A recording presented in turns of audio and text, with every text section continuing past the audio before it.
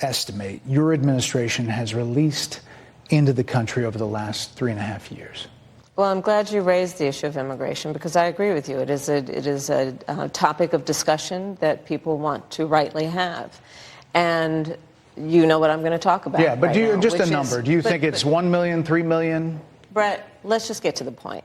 Okay, the point is that we have a broken immigration system that needs to be repaired. So your Homeland Security Secretary said that 85% of apprehensions. I'm not finished. We have an immigration system. It's a rough estimate of 6 million people have been released into the country. And let me just finish. I'll get to the question, I promise you. I was beginning to answer. And when you came into office, your administration immediately reversed a number of Trump border policies. Most significantly, the policy that required illegal immigrants to be detained through deportation, either in the U.S. or in Mexico. And you switched that policy. They were released from custody awaiting trial. So instead, included in those were a large number of single men, adult men, who went on to commit heinous crimes. So, looking back, do you regret the decision to terminate Remain in Mexico at the beginning of your administration? At the beginning of our administration, within practically hours of taking the oath, the first bill that we offered Congress, before we worked on infrastructure, before the Inflation Reduction Act, before the Chips and Science Act, before the bipartisan Safer Communities Act, the first bill, practically within hours of taking the oath, was a bill to fix our immigration system. Yes, ma'am. It was called the U.S. Citizenship Act of 2021. Exactly. It was essentially a pathway to citizenship for the elite. Yes, ma'am. May I finish responding, please? But you have to let me finish, You please. had the White House and the House and the Senate, and they didn't bring up that bill. I'm in the middle of responding to the point you're raising, and I'd like to finish. Yes, ma'am. We recognized from day one that, to the point of this being your first question, it is a priority for us as a nation and for the American people. And our focus has been on fixing a problem. And from day one, then, we have done a number of things, including to address our asylum system and put more resources, getting more judges, what we needed to do to tighten up penalties and increase penalties for illegal crossings, what we needed to do to deal with points of entry between border entry points. That's the work we did, and we worked on supporting what was a bipartisan effort, including some of the most conservative members of the United States Congress, to actually strengthen the border. That border bill would have put 1,500 more border agents at the border, which is why I believe the Border Patrol agents supported the bill. It would have allowed us to stem the flow of fentanyl coming into the United States, which is a scourge affecting people of every background, every geographic location in our country, killing people. It would have allowed us to put more resources into prosecuting transnational criminal organizations, which I have done as the Attorney General, former Attorney General of a border state. Madam Vice President, a couple of things. Prosecuted trafficking of drugs, guns, and human beings. And Donald Trump, but let me just finish. 6 Democrats voted against that bill. Learned about that bill and told them to kill it because he preferred to run on a problem instead of fixing a problem. And in this election, this is rightly a discussion that the American people want to have. And what they want are solutions, and they want a president of the United States who's not playing political games with the issue, I hear you, but actually is focused on fixing it. 6 Democrats voted against that bill. It would have allowed 1.8 million illegal immigrants into the country a year. A lot of conservatives had a problem with it. These are the 6 Democrats. But more importantly, back to the original premise, Jocelyn Nungari, Rachel Morin, Laken Riley, they are young women who were brutally assaulted and killed by some of the men who were released at the beginning of the administration, well before a negotiated bipartisan bill. Former President Clinton actually referred to Laken Riley Sunday campaigning for you in Georgia, saying if those men had been properly vetted, Laken Riley probably would not have been killed. So if it wouldn't have happened, this is well before any negotiation. This is well before Donald Trump got involved in the politics. This is a specific policy decision by your administration to release these men into the country. So what I'm saying to you, do you owe Brett, those families an apology? Let me just say, first of all, those are tragic cases. There's no question about that. There's no question about that. And I can't imagine the pain that the families of those victims have experienced for a loss that should not have occurred.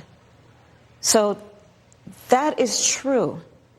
It is also true that if a border security had actually been passed 9 months ago, it would be 9 months that we would have had more border agents at the border, more support for the folks who are working around the clock trying to hold it all together. Madam Vice President. To ensure that no future harm would occur. And this election in 20 days will determine whether we have a president of the United States who actually cares more about fixing a problem, even if it is not to their political advantage in an election, because there was a solution, Brett. Madam Vice President, it was a policy decision in the early part of your administration. I will let one of the mothers talk about it. Take a listen. Because of the Biden-Harris administration open border policies catch and release, they were enrolled in the Alternatives to Detention program. This meant that they were released into the United States. It was not even a full 3 weeks later that they would take my daughter, Jocelyn Nungare's life. I believe the Biden-Harris administration open border policies are responsible for the death of my daughter. That's the early days. So do you owe them an apology is what I'm saying. I will tell you that I am so sorry for her loss. I am so sorry for her loss. Sincerely. But let's talk about what is happening right now with an individual who does not want to participate in solutions. Let's talk about that as well. But do you want to answer in all fairness, I told you, I feel awful for what she and her family have experienced. During that time, you said repeatedly that the border was secure. When in your mind did it start becoming a crisis? I think we've had a broken immigration system transcending, by the way, Donald Trump's administration, even before. Let's all be honest about that. I have no pride in saying that this is a perfect immigration system. I've been clear, I think we all are, that it needs to be fixed. We need more. I was just down at the border talking with border agents, and they will tell you, and I'm sure you probably, I know you investigate and you are a serious journalist, they will tell you, we need more judges. We need to process those cases faster. We need the support for those cases that should be prosecuted. They need more resources, and Congress ultimately is the only place that's going to get fixed, Brett. Well, that's how this system works. That's the premise of this question. But there were that's how the 90-plus system works. executive orders that were rescinded in the first days. Many of those were Trump border policies. I'm not going to stay here because there's other things to talk about, but you frequently talked to the Border Patrol Union for support of that bipartisan bill, and they did. They supported it. But they also just endorsed Donald Trump and said, you've been, quote, a failure with border security. Why do you think they said that? I think they're frustrated, and I get it. They want support. They want support, and that's what that border security bill would have done. These guys down at the border, these men and women, they're working hard. They're working around the clock. I get it. There's a lot of people that look back at what you said in 2019 when you first ran for president. And there have been changes, and you've talked about some of them. When it comes to immigration, you supported allowing immigrants in the country illegally to apply for driver's license, to qualify for free tuition at universities, to be enrolled in free health care. Do you still support those things? Listen, that was 5 years ago, and I'm very clear that I will follow the law. I have made that statement over and over again, and as Vice President of the United States, that's exactly what I've done, not to mention before. If that's the case, you chose a running mate, Tim Walz, governor of Minnesota, who signed those very things into state law. So do you support that? We are very clear, and I am very clear, as is Tim Walz, that we must support and enforce federal law, and that is exactly what we will do. So decriminalizing border crossings, like you said in 2019. I do not believe in decriminalizing border crossings, and I've not done that as vice president. I will not do that as president. So these are evolutions that you've had. But let's be very clear. I'm the only person who's running for president who has prosecuted transnational criminal organizations, from the Sinaloa cartel to the Guadalajara cartel to people who have trafficked in guns, drugs, and human beings. I have spent a significant part of my career going after people who present a threat to the safety of the American people and cross our border with the intent of doing us harm and cross our border illegally. And I will do that work as vice president. I take that work quite seriously. This is a time when voters, especially here in Pennsylvania, are inundated with commercials and ads. They just want it to stop because it's every commercial. But many of them add noise, but a few of them seem to break through. This particular one from the Trump campaign has gotten a lot of attention. Kamala supports taxpayer-funded sex changes for prisoners. Surgery. For prisoners. For prisoners. Every transgender inmate in the prison system would have access. So are you still in support of using taxpayer dollars to help prison inmates or detained illegal aliens to transition to another gender? I will follow the law, and it's a law that Donald Trump actually followed. You're probably familiar with, now it's a public report, that under Donald Trump's administration, these surgeries were available on a medical necessity basis to people in the federal prison system. And I think, frankly, that ad from the Trump campaign is a little bit of like throwing, stones when you're living in a glass house. The Trump aides say that he never advocated for that prison policy and no gender transition surgeries you know what, you got to take responsible for what happened in your administration. Yeah, no surgeries happened in this presidency. It's in black and white. Would you still advocate for using taxpayer dollars for gender reassignment surgeries? I will follow the law, just as I think Donald Trump would say he did. You would have a say as president. Like I said, I think he spent $20 million on those ads, trying to create a sense of fear in the voters because he actually has no plan in this election that is about focusing on the needs of the American people. Whereas, at $20 million on that ad, on an issue that, as it relates to the biggest issues that affect the American people, it's really quite remote. And again, his policy was no different. Look at where we are, though. They say on plans for the American people, I'm offering a plan to deal with affordable housing. I'm offering a plan to deal with what we need to do to strengthen small businesses, which are the backbone of America's economy.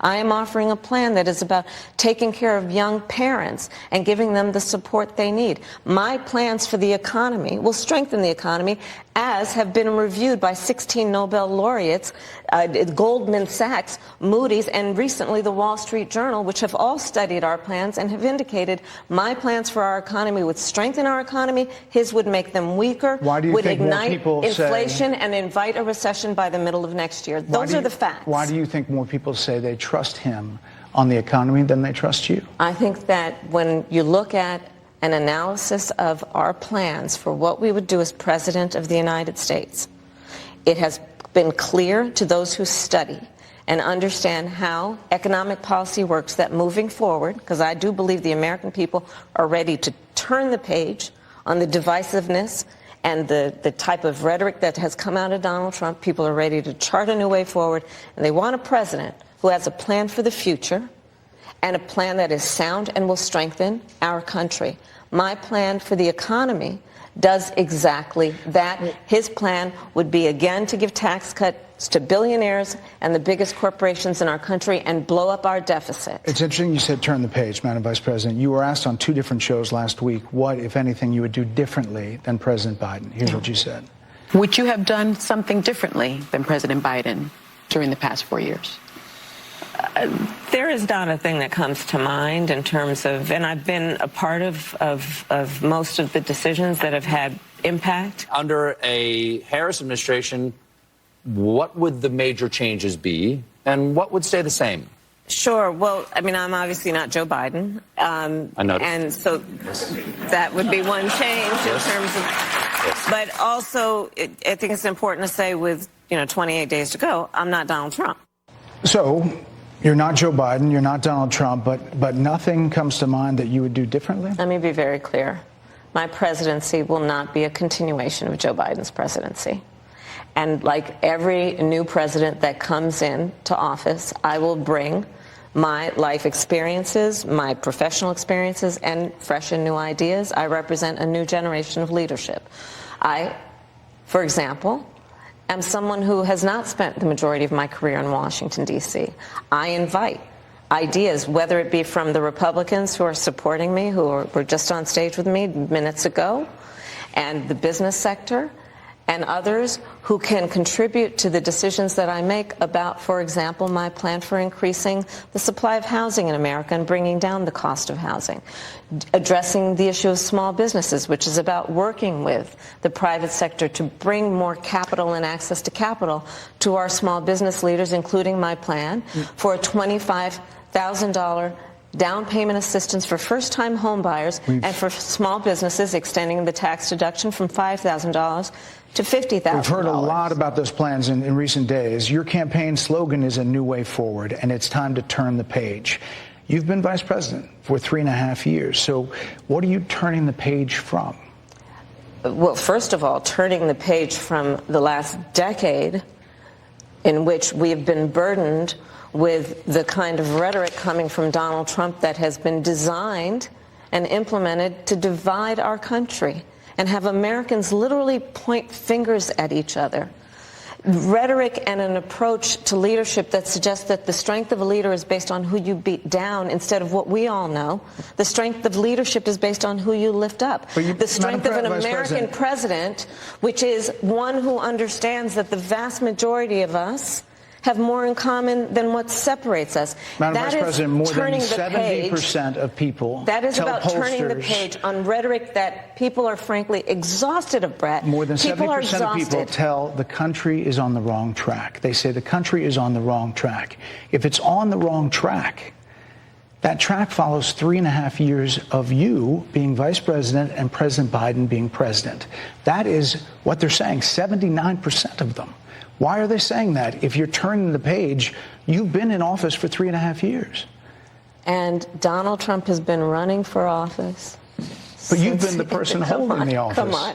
Madam Vice President. You and I both know what I'm talking about. You and I both know what I'm talking about. I actually don't. What are you talking about? What I'm talking about is that over the last decade, people have become... But listen, over the last decade, it is clear to me, and certainly the Republicans who are on stage with me, the former chief of staff to the president, Donald Trump, former defense secretaries, national security advisor, and his vice president. One, that he is unfit to serve, that he is unstable, that he is dangerous, and that people are exhausted with someone who professes to be a leader who spends full time demeaning and engaging in personal grievances and it being about him instead of the American people. People are tired of that. If that's the case, why is half the country supporting him? Why is he beating you in a lot of swing states? Why, if he's as bad as you say, that half of this country is now supporting this person who could be the 47th president of the United States? Why is that happening? This is an election for president of the United States. It's not supposed to be easy. I know, but it's not supposed to be. It is not supposed to be a cakewalk for anyone. So are they misguided, the 50%? Listen, are they stupid? What is it? I would never say that about the American people. And in fact, if you listen to Donald Trump, if you watch any of his rallies, he's the one who tends to demean and belittle and diminish the American people. He's the one who talks about an enemy within, an enemy within, talking about the American people, suggesting he would turn the American military on the American people. We asked that question to the former president today. Harris Faulkner had a town hall, and this is how he responded. I heard about that. They were saying I was like threatening. I'm not threatening anybody. They're the ones doing the threatening. They do phony investigations. I've been investigated more than Alphonse Capone. He was the greatest gangster. No, it's true. No, but think of it. It's called weaponization of government. It's a terrible thing. So, Brett, I'm sorry, and with all due respect, that clip was not what he has been saying about the enemy within that he has repeated when he's speaking about the American people. That's not what you just showed. Well, he was asked about that specific... No, that's not what you just showed. In all fairness and respect to you... that was the question that we asked him. He didn't show that, and here's the bottom line. He has repeated it many times, and you and I both know that. And you and I both know that he has talked about turning the American military on the American people. He has talked about going after people who are engaged in peaceful protest. He has talked about locking people up because they disagree with him. This is a democracy. And in a democracy, the President of the United States, in the United States of America, should be willing to be able to handle criticism without saying he'd lock people up for doing it. And this is what is at stake, which is why you have someone like the former chairman of the Joint Chiefs of Staff saying what Mark Milley has said about Donald Trump being a threat to the United States of America. He's quoted in the Bob Woodward book that way, yes. Let me ask you this, Madam Vice President. You call Donald Trump. The significance of that. You call Donald Trump. He's misguided. You say now he's unstable. He is unstable, Brett. He's not well. You say he's mentally not stable. He's not stable. Let me ask you this. You told many interviewers that Joe Biden was on his game, that ran around circles on his staff. When did you first notice that President Biden's mental faculties appeared diminished? Joe Biden, I have watched from the Oval Office to the Situation Room. And he has the judgment and the experience to do exactly what he has done in making very important decisions on behalf of the American people. There were no concerns raised? Brett, Joe Biden is not on the ballot. I understand. And Donald Trump but is. You talked about it. And Donald Trump After George Clooney said within a few minutes of talking to President Biden at a fundraiser that he thought this was not the same Joe Biden that we saw on the debate stage. Donald Trump is on the ballot. I understand. You met with him at least once a week for 3.5 years. You didn't have any concerns? I think the American people have a concern about Donald Trump, which is why the people who know him best, including leaders of our national security community, have all spoken out. Even people who worked for him in the Oval Office, worked with him in the Situation Room, and have said he is unfit and dangerous and should never be president of the United States again, including his former vice president, which is why the job was open for him to choose another running mate. So that is a fact. That is a fact. Madam Vice President, two more things. You were asked on 60 Minutes about the biggest threat that the world faces, that the U.S. faces. This is what you said. Which foreign country do you consider to be our greatest adversary? I think there's an obvious one in mind, which is Iran. Iran has American blood on their hands, okay? This attack on Israel, 200 ballistic missiles. What we need to do to ensure that Iran never achieves the ability to be a nuclear power, that is one of my highest priorities. A number of experts thought you would say China. The FBI director had said that. But you said Iran. If that's the case, what do you say to critics who look at the actions of your administration and say you're not acting like Iran is the #1 threat? Well, I will tell you most recently, whether it was in April or in October, in the several hours on each occasion that Iran posed a threat to Israel, I was there. Most recently in the Situation Room, in the most recent attack, working with the heads of our military and doing what America must always do to defend and to support Israel in its requirement to defend itself, and to give American support to be able to allow Israel to have the resources to defend itself against attack, including from Iran and Iran's terrorist proxies in the region. Right. And that but those proxies were getting funded by my commitment Iran. To that is unyielding and unwavering. Critics just say that you either relaxed or failed to enforce sanctions on Iran, allowing all of this money to flow into Iran, like billions. Let's go back to Donald Trump, who pulled out of a deal that would have actually put Iran in check. The estimates in billions. It was during Donald Trump's that administration go towards that the Iran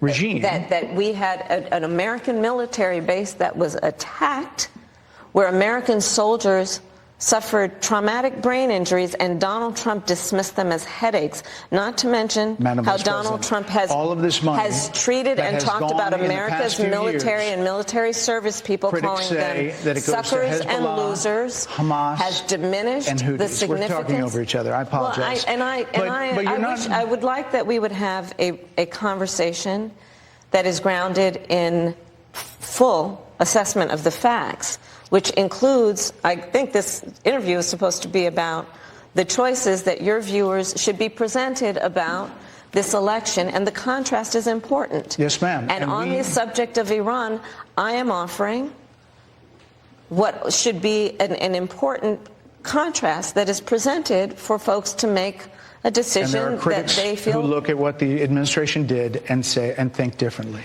Madam Vice President, they're wrapping me very hard here. I hope you got to say what you wanted to say about Donald Trump. There are a lot of things There's more to say. I have much more there to are say, a lot of actually. things that people want to learn about you and your policies, and that's why we I invited invite you everyone here. to go to kamalaharris.com, and you will see that I have 80 pages of policies that are quite comprehensive and should be accessible to anyone who would like to read them. And it includes what I intend to do about affordable housing, what I intend to do about small businesses, what I do And that's why intend we to do to invited you strengthen here, our economy, to see where you were in 2019 and where you are now. America's military and ensure we have the most lethal and best fighting force in the world. Madam Vice President, And they're giving me a hard rap Well, here. I thank you for the time. I thank you for the time. It's good to meet you. Thank you very much. Thank you.